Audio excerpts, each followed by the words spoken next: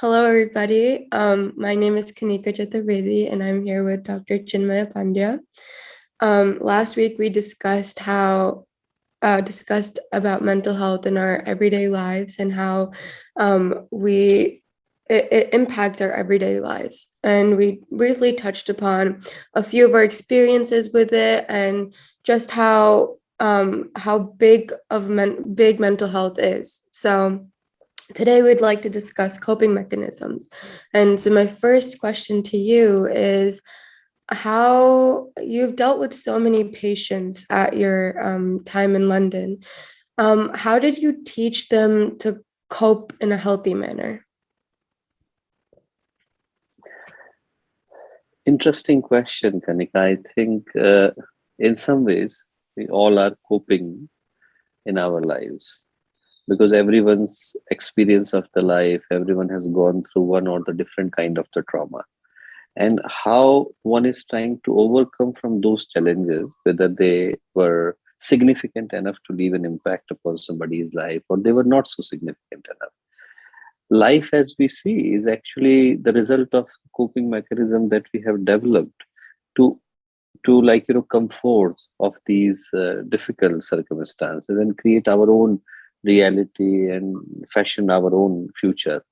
So let's actually first, if we are talking about the mental health, then try to see it from a perspective that it is not only related to the people who are otherwise mentally ill. It is related to the people who are otherwise living their everyday life, but they still have to find a way to cope with the emotional complexities, emotional challenges, their own issues with the upbringing, their own issues with dealing with the relationships, their own issues with dealing with the social life, their own issues with dealing with the peer pressure.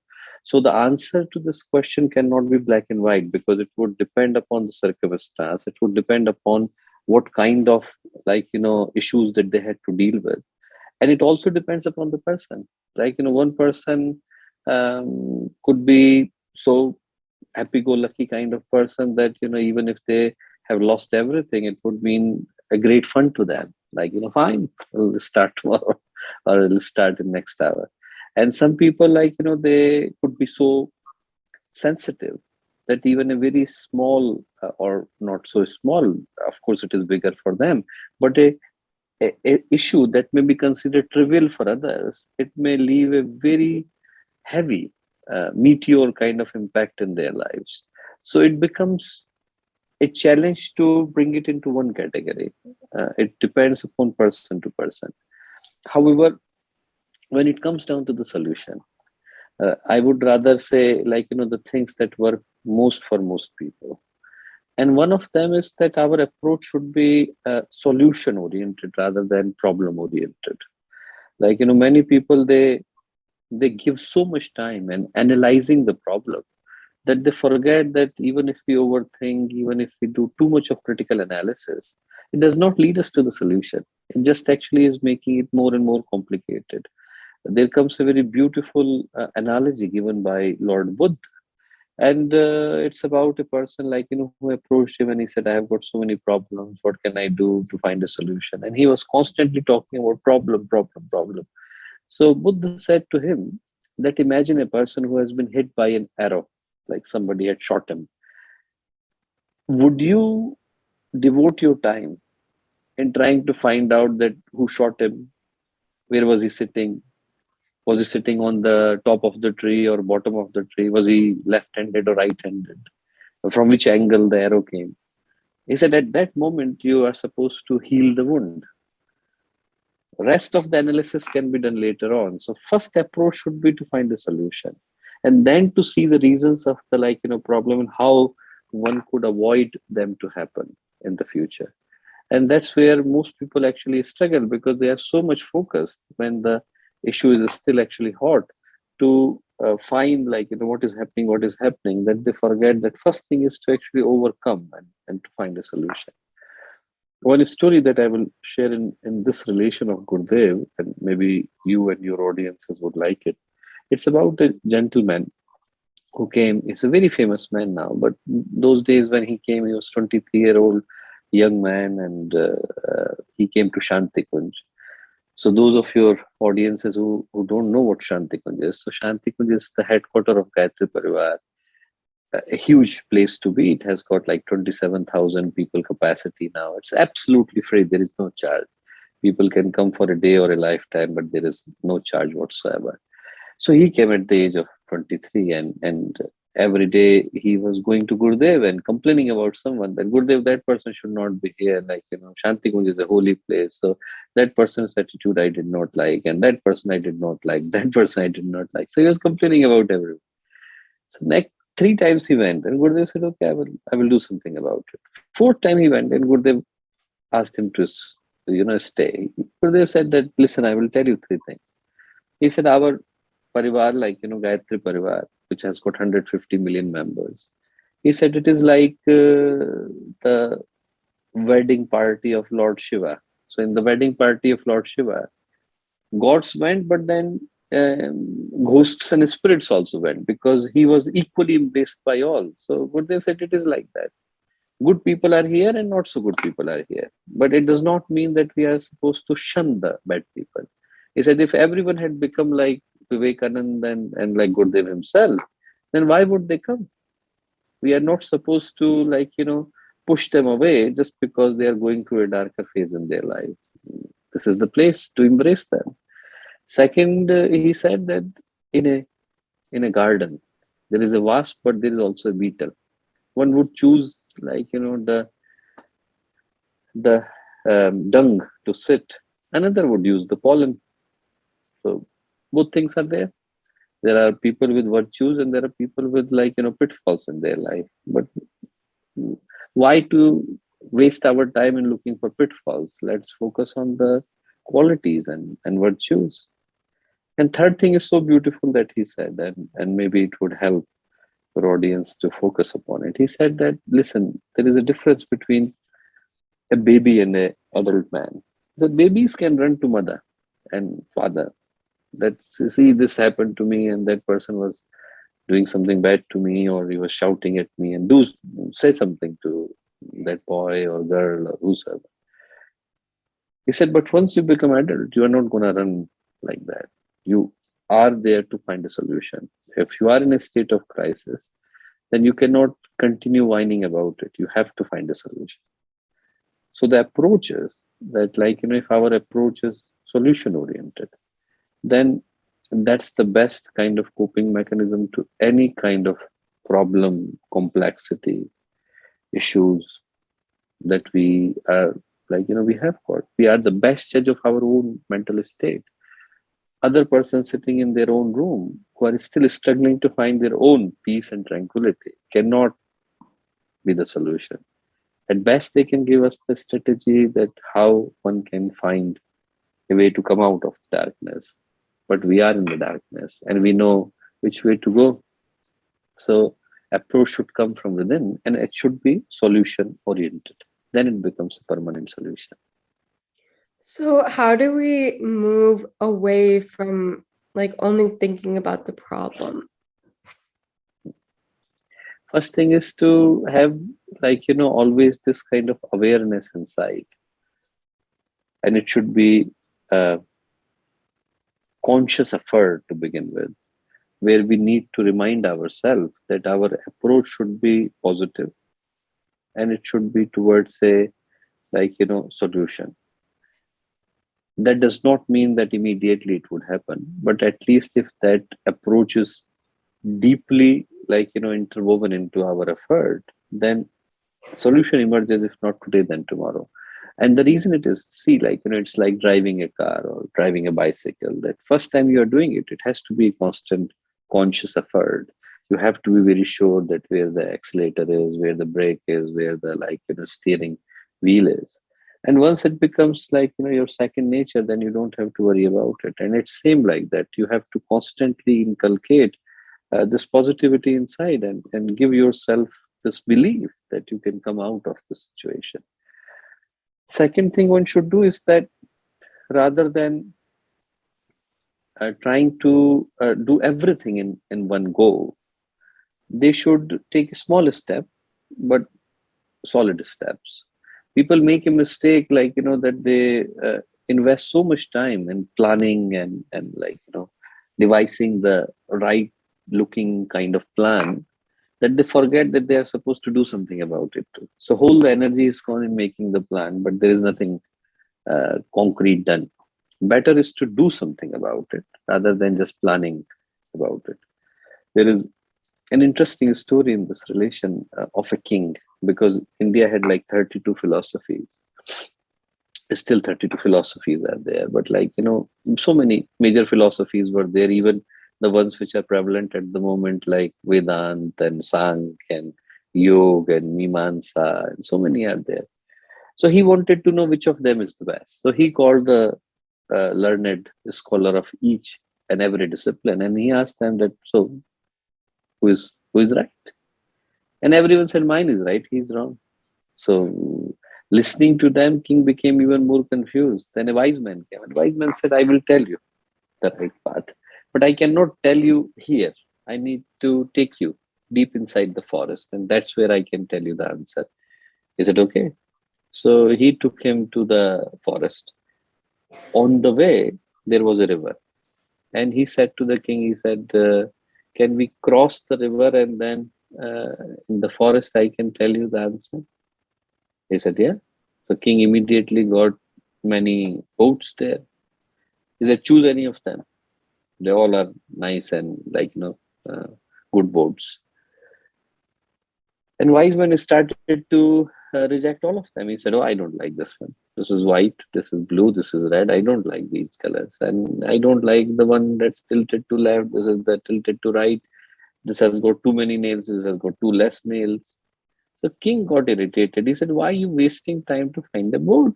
Just take any, cross the river and tell me the path. So wise man said, then why are you wasting time to find the right path? Take any, but just stick to it.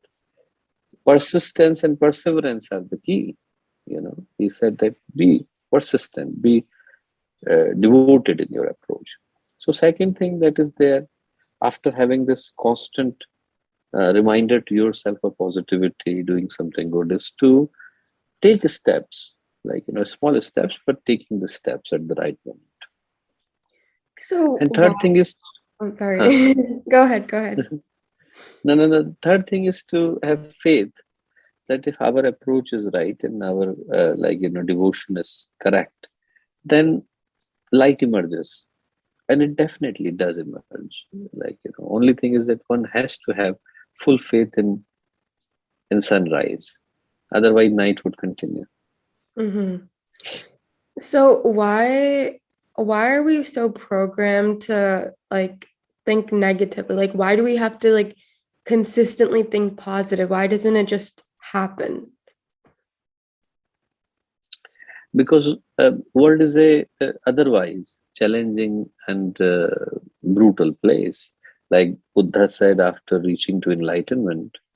So the story goes that he was silent for 7 days after accomplishing the enlightenment, and then everyone came and said that you should speak. He said, what can I speak? The world is nothing but the source of pain, suffering. He said at least speak that. So the first he gave the lecture is not so positive. It's about the pessimism that surrounds us. But he said that if I can come out, then all of you can come out. And this is how it is. This is the path. The world, if everyone would become the reason, it comes natural to us because we have passed through not one but many lifetimes of this hardships and challenges, where we haven't managed to find the path of final freedom. If we did, then we won't be sitting here and talking about it. But we could not. So as we could not, these memories are deeply imprinted. And that led one to, because the list of success is only one when I will just come out. And failures are many. That's why the lifetimes are there, one after another. So because the final score line is very pitiful, where we have got millions and millions of failures and no chance of success so far. Those memories, they keep reminding one that okay, fine, maybe there is no salvation, but there is. There is, and it is there, and one has to constantly, work hard for it. Yeah, that's a great explanation. So my next question was, can you explain the mind and body connection and how that, like, how getting our mind and body to an equilibrium will like automatically help us cope in our daily lives? That's where the word psychosomatic is coming from, where body and mind are vice versa influencing each other. Imagine, that you don't feel so good one day and you feel no interest in doing anything. There is no particular reason for it to happen. And you feel like, I don't want to come out. I don't feel like don't have the mood to do it. And your body starts to feel feverish. Your body starts to feel like, lethargic, and seems like some kind of physical health symptoms are there. And equally, if the fever is there, then the interest actually in doing something else is gone. The food doesn't taste good. Sleep is also not so interesting. Even watching the same kind of series on the television is not so interesting either, because they both are interconnected. They both are interconnected, and equilibrium that we talk about, where body and mind, they are working together for one particular cause, can neither emerge from body or from the mind, because they both are the equal partners. That's where the people make the mistake. They try to use the body to control the mind, or they try to use the mind to control the body. One has to go beyond it to find the equilibrium between the two. If I am the party involved, then I cannot be referee at the same time. I need to be referee to bring harmony between team A and team B. And if I'm sitting on the side of India, then I cannot play for Pakistan. If I'm playing for the side of Pakistan, then I cannot play for the side of India. I need to go beyond to bring harmony between the two. And that beyond is whether you call that soul or atma, or in the words of psychoanalysis, whether that's the superego or heightened consciousness, whichever way people feel comfortable. But there is something beyond. If it is not something beyond, then in the times, imagine when your mind is going haywire and is thinking whatever the hell it wants to think, and suddenly there kind of this sound comes from inside, or the voice comes from within, and it says, no, control it, you are going in the wrong direction. But who is that is giving direction to the mind to not think negative? That is us. That is the self. That is the identity. That is I. That is Atma. So that is the idea. Idea is to be seated in that true consciousness. That Patanjali, when giving the definition of yoga, he says, Yogasya chitta vritti nirodha tada drishtuhu swarupe vasthanam. If the real yoga takes place, then one is seated in its true consciousness, which means that we are being seated in wrong consciousness all our lives. And that's where the mistake and fabrication is taking place. Yeah, that that's a wonderful way to break it down. Like I would have never thought about it. Like even for me, I think that I'm like my mind controls my body or my body controls my mind, but really it's within me that should be controlling both of them. They're both at an equal playing field, and putting one above the other will will create an imbalance within me. So it's very important that we understand how the mind and the body play equal roles in our everyday lives, and how we should persistently and actively use them together to make sure they're always playing an equal role. So moving on to my next question, when we oftentimes we get stressed, we focus in on ourselves a lot. Like if I'm stressed about an upcoming test, I will only think about myself. I won't really think about what my friends are doing or how I can help my friends or how my friends can help me. It's just very inwards. Like it's a very inwards way of thinking. Like I need to get this done. I need to get that done. I don't know this. I don't know that. So how will having a sort of outward view potentially help people cope? Outward view towards yourself, or Outward view in terms of like helping others, or like uh, not only looking into yourself but looking outside into the world. uh, essentially that's the way to find the solution and find the balance within. Most people are making the mistake, like, if we go back to your last question and trying to bridge with this one, uh, people, when they are trying to find the balance, they use one of the entity to bring the balance, and that would mean that would become higher and others are lower, and that can never be an approach to equality. For equality and for something to be like, harmonious, or something where all parts have got the equal right, one has to go beyond, transcend it to reach to that position.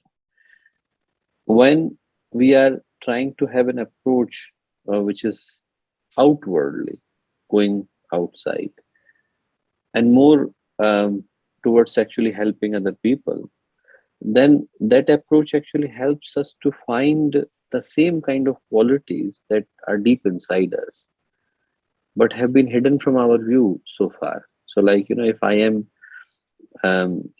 concerned about not getting love, I first need to give it to other people.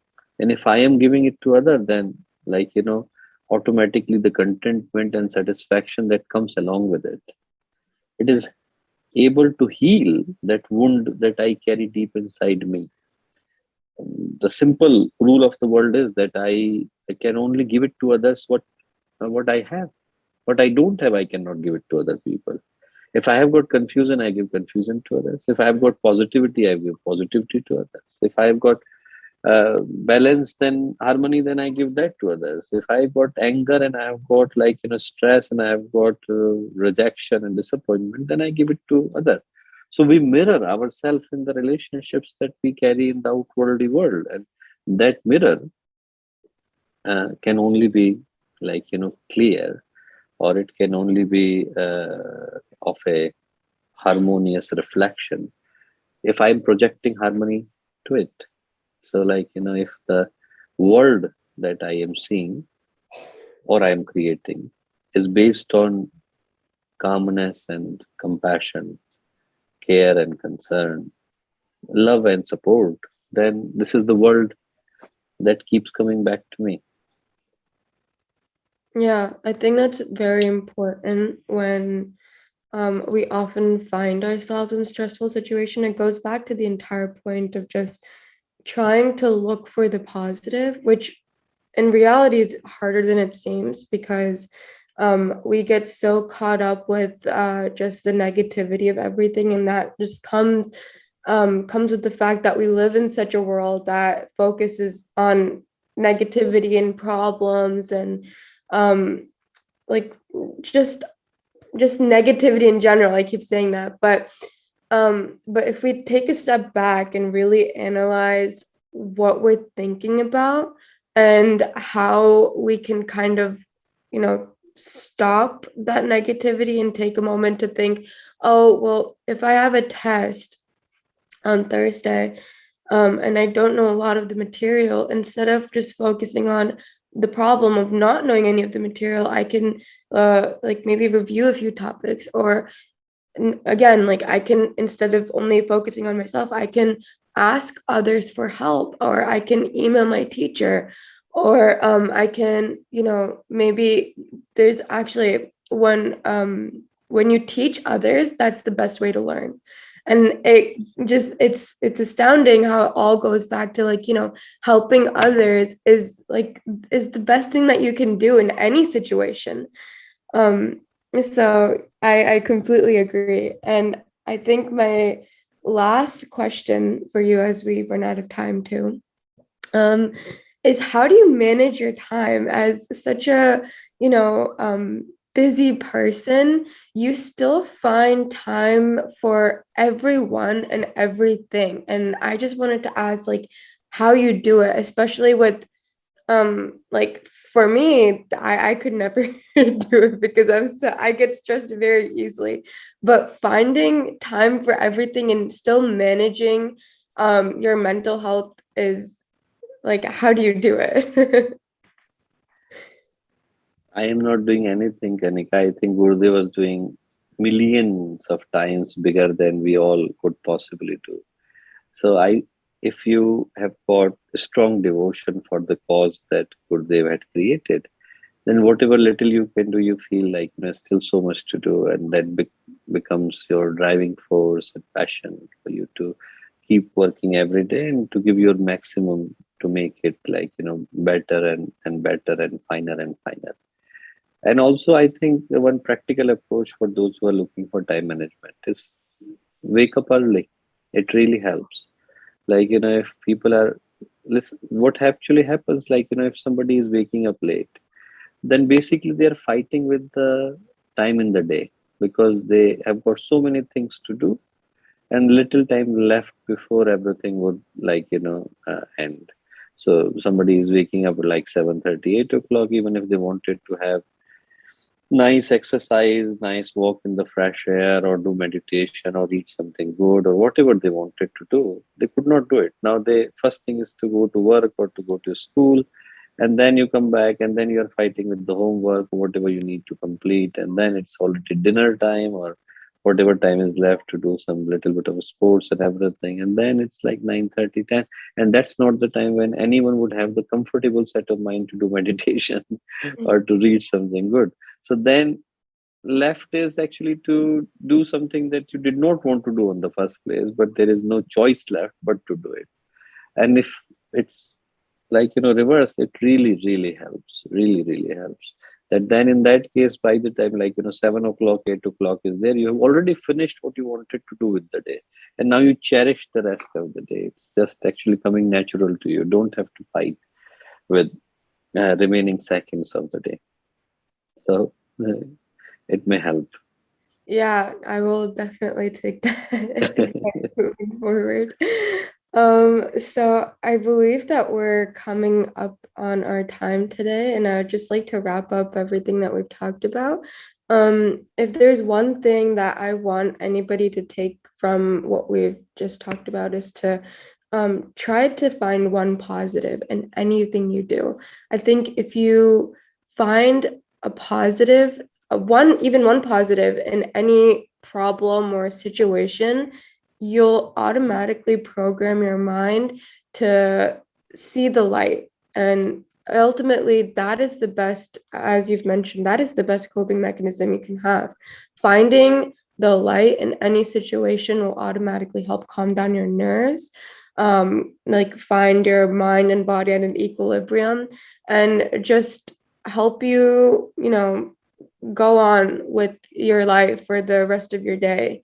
So that is people's homeworks. Find one positive in any problem you may have. Thank you so much for your time, Dr. Chinmaypandya, and I hope everyone has a good day. Thank you, Kanika. Pranam to all of you.